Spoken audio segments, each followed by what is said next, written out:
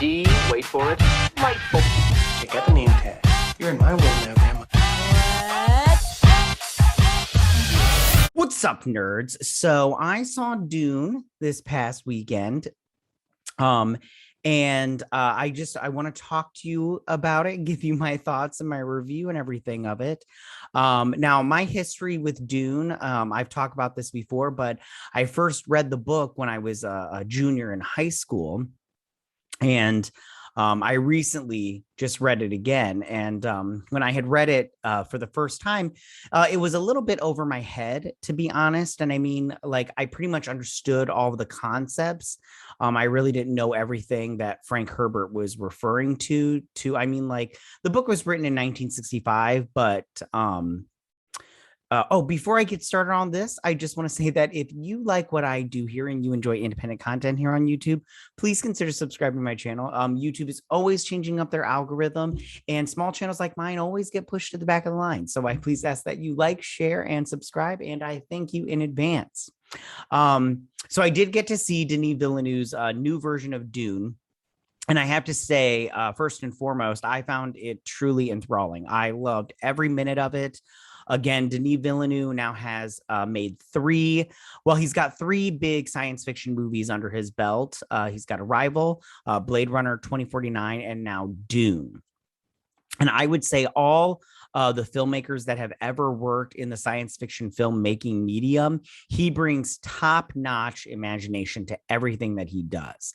There is a reality that he's able to create that I don't know if I fully understand how he's able to do it.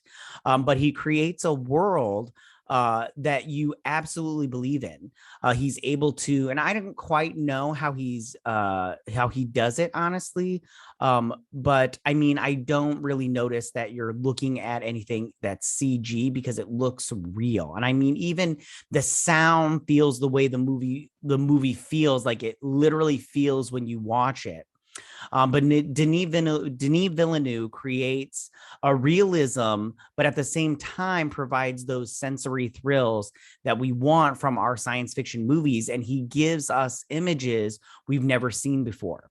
The scope and the size of things. And I mean, my goodness, the sound field, I thought Blade Runner 2049 was one of the most incredible sounding movies I've ever heard, with not just like this really great Hans Zimmer score, but everything.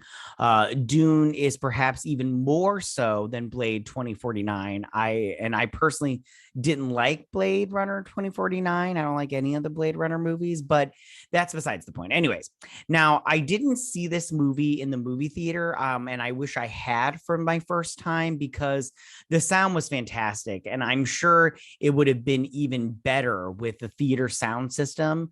And speaking of Hans Zimmer's score, it was good in this movie, but it was probably my least favorite part of the movie. I mean, the sensory nature of what it was like to watch and experience Dune. But as I finished the film, I have to say that for me, obviously, it's always character and story. And movies are only about character in the story, and the visuals and the feeling and the sound design always are in service of those characters and are in service of great characters and great story. Now, I know the books because I have read them, or I read most of them. I read Dune and then Children of Dune. There's more than that, but I haven't read all of them. Who's got time now? So I know the story of Doom, and I know where the story of Paul Atreides goes, and it isn't a white savior myth. Let me tell you that. And for those of you that say that it is, literally have no clue what you're talking about. And I wish that you would stop because it doesn't make you look good at all. It doesn't make you look good. And the thing that I was keenly aware of when I watched Dune, and I was wondering if you don't know the story of Dune, do you get what's happening? And let's go to the elephant in the room right away. And it was incredibly frustrating to have the film literally just kind of end. It doesn't end on a cliffhanger. It basically just ends at where you would get like a commercial break. And there's not one. So it's almost, even though it's it's an extended. They extended it out for 2 hours and 45 minutes, and it's almost really act one. And I would imagine that for many moviegoers, Dune, if you're not swept away by it, it would be a frustrating experience because you're wondering, at least I was, and I know this, that like I know the story, but I was thinking about what do other film goers feel about this? Does it work for them? Are they getting out of this what they're supposed to? And I'll give you an example. In the David Lynch film in the 80s, it opens early on that we meet characters that we do not meet in Denis Villeneuve's version. And we don't meet any of the spicing guild members that are so important. And they're using the spice to mutate so they can fold space. And we don't meet the Padishah Emperor, Shaddam IV, or his daughter, Erlan. One of the things that early scene in the Lynch film establishes is it's almost like an exposition dump, but it makes you realize that, okay, in Dune, it's the story of two families, the House Atreides and House Harkonnen. And so House Atreides and House Harkonnen have been feuding for centuries, and you don't really get a sense of this in this movie. But so like House Atreides and the Landsrad and all the different grand houses of the universe or whatnot. So Duke Leto Atreides is rising in popularity, and his popularity is threatened by the Padishah Emperor's control of the Landsrad. So the Harkonnens have been controlling the planet Arrakis, or as we know it, Dune. And on Dune, they mine what's called spice. It's literally spice that's coming out of the sand. And spoiler alert, it's created by the giant indigenous life forms that live on Arrakis, the giant sandworms.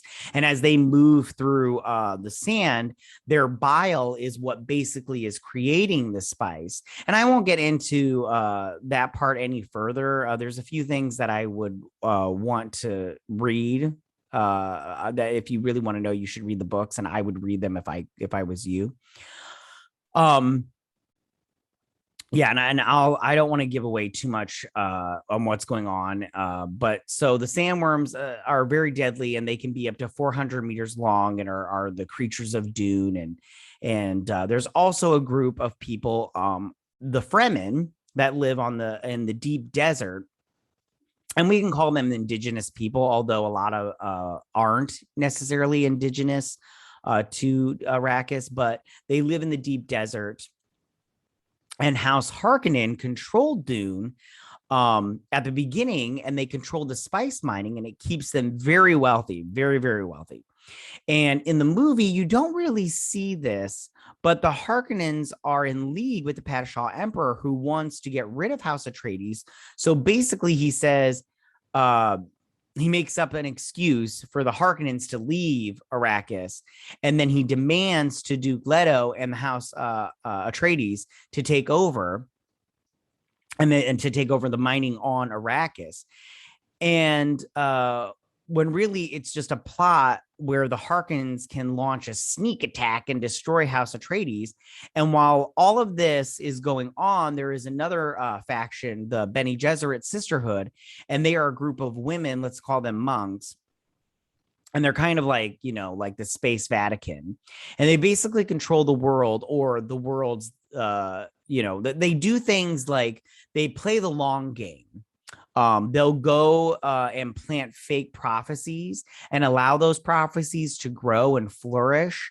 And for sometimes thousands of years on planets, they'll let that prophecy like go on. So they'll come up with this idea that one day your Messiah is gonna come, and they will make up a prophecy and see them on and they'll seed them on a planet, so then they can then manipulate, like through religion or belief, they can manipulate people at the same time.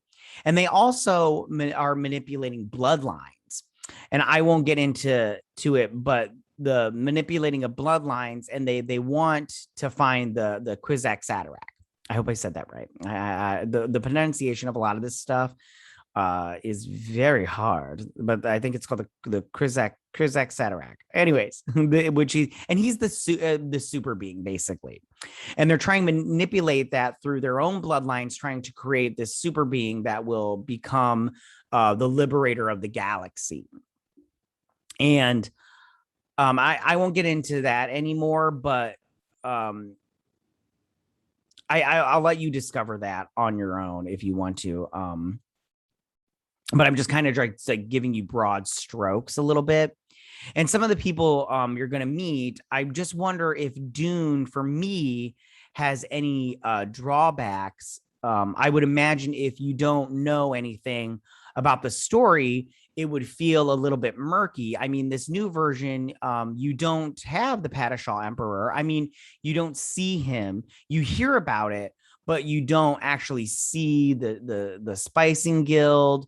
We don't have any of that. So they introduced the Harkonnens, and they're very Spectre and Wraith-like, and you can tell that these are the bad guys, and they're almost comically bad because they're so over the top, but also awesome at the same time. And I just wonder, are people going to get this? And are they going to understand what it is that they're seeing if you don't know about Dune? And I don't think they will. I mean, my wife, for instance, we watched this.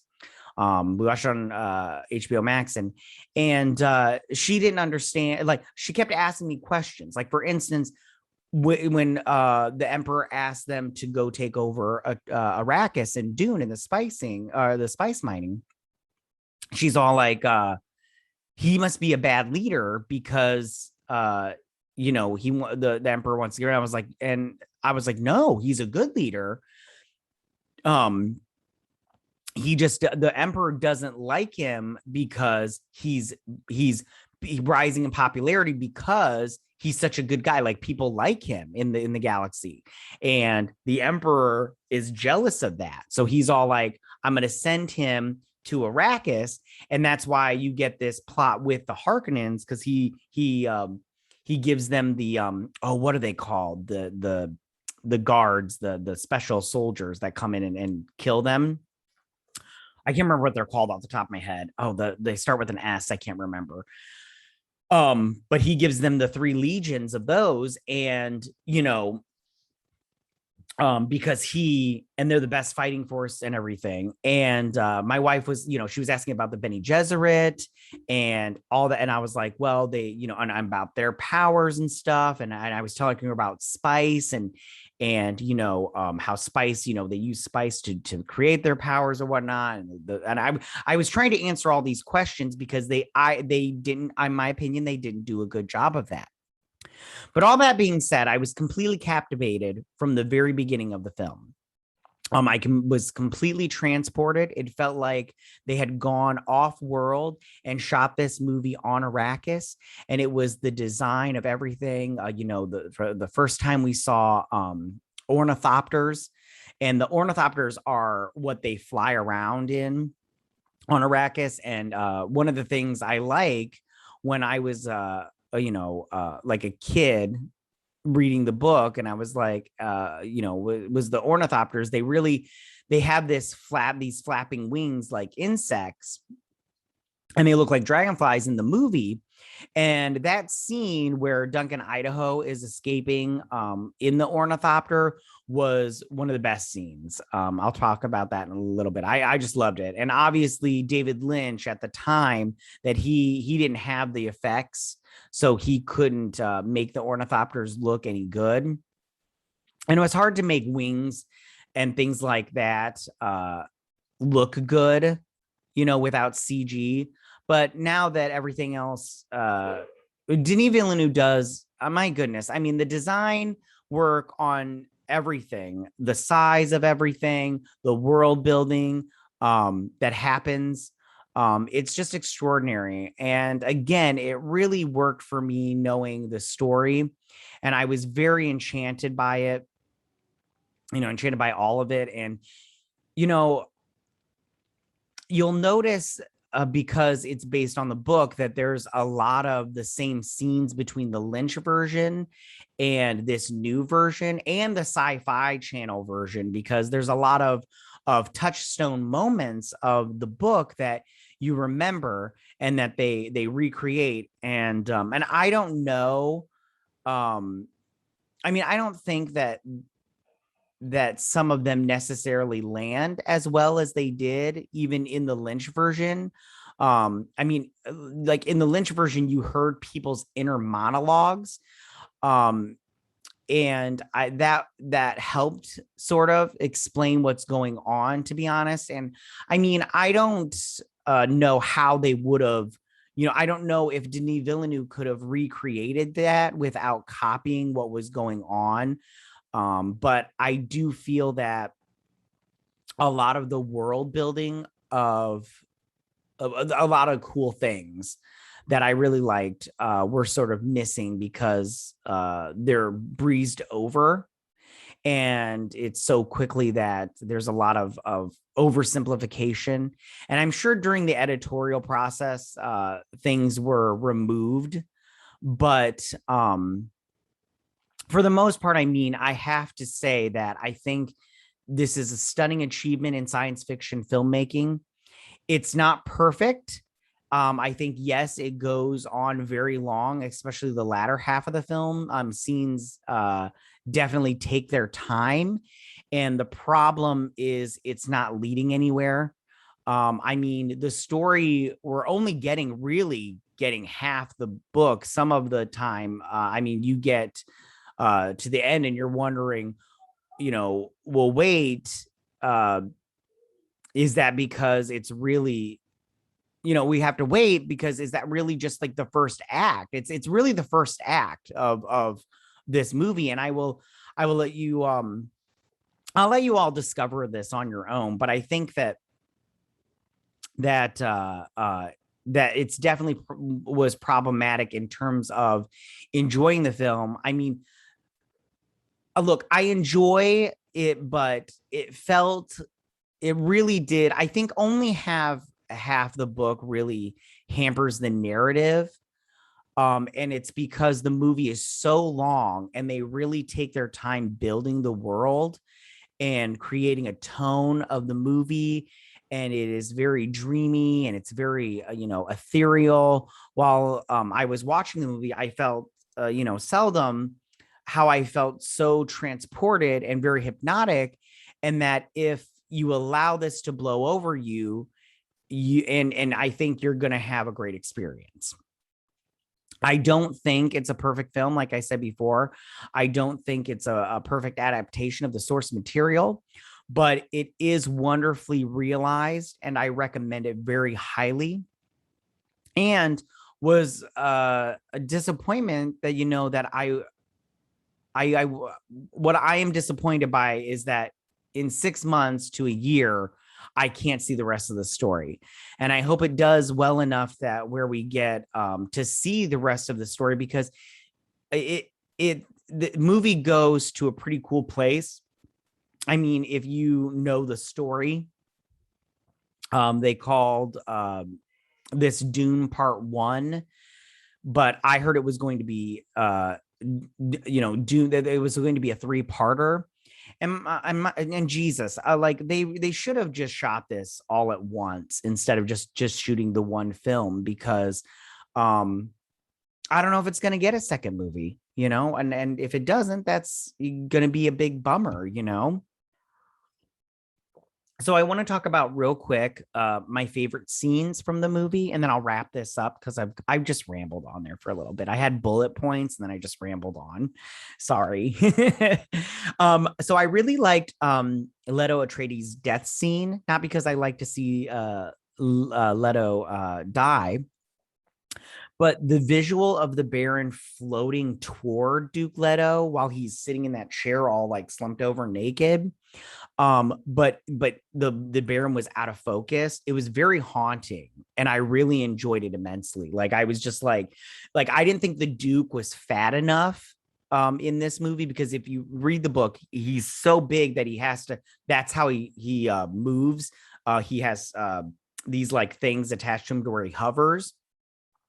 But I don't think that they made him fat enough in this movie, because to me, it's like, yeah, I feel like he could have walked. But I really did enjoy that kind of like that wraith like movement, almost like he was a ghost just traveling across the table. You just saw like his feet and the draping and everything. It was very good and very haunting, and I liked it.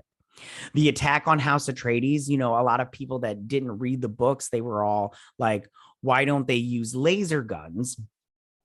And the reason for that is they had those shields, those personal shields, and those and on, you know, and so those shields, what happens is if you just hit them, you can't go through the shield. But if you take your time and go slowly through the shield, that's why you see that dart kind of drill through it, because it was going slowly through the shield. Also, when the ships attacked and they had those things and they penetrated the ship's shields and then it exploded and everything, it's because you know, they had to, you know, you had to take, so if they had laser guns, it would just bounce off them. So, you know, you wouldn't be able to penetrate the shields at all. So laser guns, you know, so that it's become hand-to-hand combat when it comes to soldiers.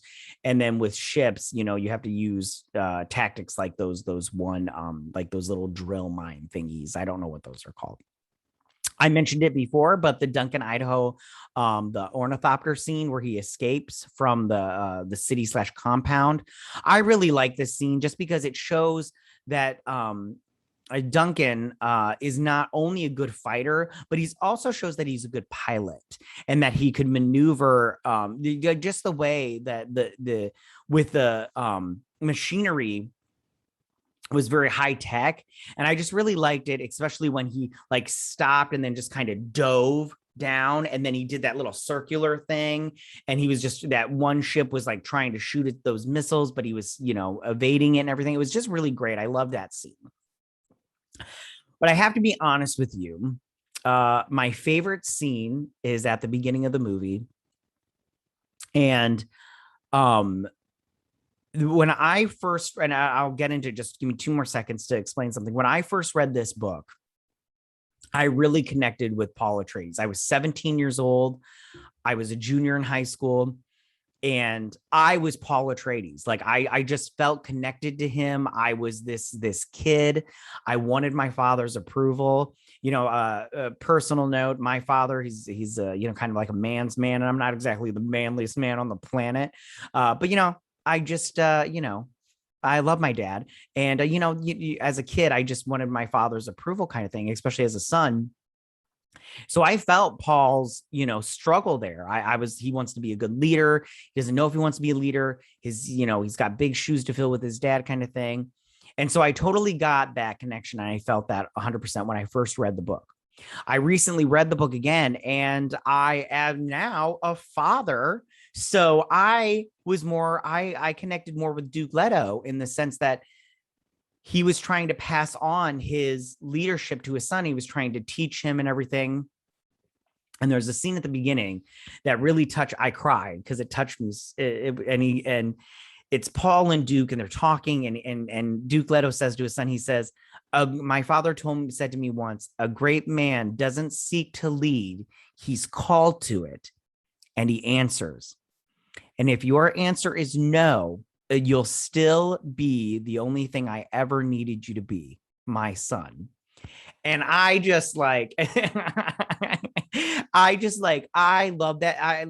That line like just spoke to me, because I was just like, you know, as a father, I have a son. I just want him to be my son. I don't care what else I mean, I want him to, you know, try to do things in life, but you know, I just love him, and that's all I need him to be, is just be my son. And I love that line. I love that scene. It's my favorite scene out of the whole movie. It's my favorite scene. I love it so much, and it was great.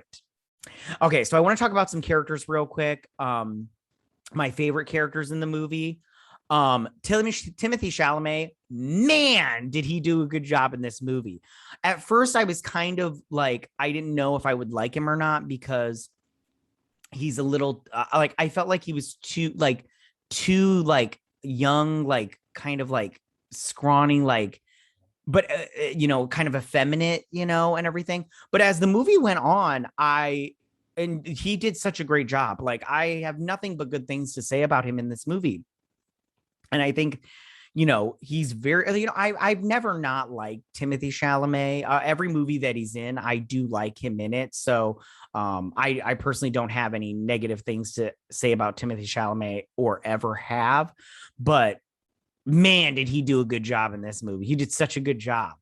And Rebecca Ferguson as Lady Jessica, his mother, she did a fantastic job. Man, I like Rebecca Ferguson, but I've always thought that she's just been very like not a draw as an actress, because just because you're talented doesn't mean people want to come and see you in a movie. And the last thing she did that I saw her in was that Reminiscence. And I'm all like, man, she cannot pick good projects because she is not, bringing in the audience. But this movie, man, she did such a good job. Like, I really loved her in this movie. I loved when he was all like, will you protect our child? And she was like, with my life. And I was like, yeah, Jessica, you tell him. And when Duke Leto was all like, I should have married you, and he didn't because and she explains it and everything, and she, but yeah, she did a great job. Jason Momoa as Duncan Idaho, he did listen, I've never thought Jason Momoa was the best actor, even though I really like him. He's Aquaman. He's my Aquaman. I love him so much, but he did a good job in this movie. I mean, he did his Jason Momoa thing, but it was good. I did question like some things that he did, like why did he, and I would have liked to have seen him with the Fremen when he goes to see them. But what are you going to do? All right, you guys, I have talked way too long about this movie. Sorry, I did go on some tangents there. I didn't mean to, but what are you going to do? But I just want you to know that I really enjoyed this movie. I thought it was I wasn't excited about this movie at all when it was going to come out. I thought it looked bland. The color palette was bland. I was like, you're picking a lot of actors and actresses that are not big names that pull in crowds and everything. But man, was this movie, and Denis Villeneuve, like I said, Arrival, I thought was okay. I wasn't a fan of Blade Runner 2049. I do like Sicario though, and Prisoners was pretty good. But as far as like big blockbuster, I just always thought he was like kind of meh. Like I was like, I don't get the appeal, but like he's not bad.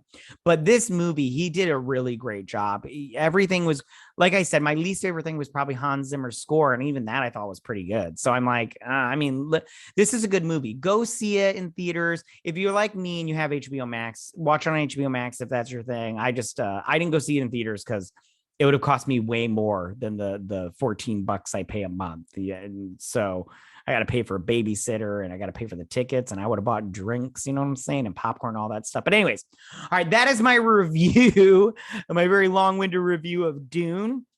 Tell me, what you guys think about this movie? Did you like this movie? Did you not like this movie? What was your favorite scene? Who's your favorite character? Go ahead and leave all your comments in that section down below. If you like this video, go and hit that like button. I won't mind. If you're new to my channel, please hit that subscribe button. I would greatly appreciate it. And I will see you guys on my next movie review. You guys have a good day. Bye.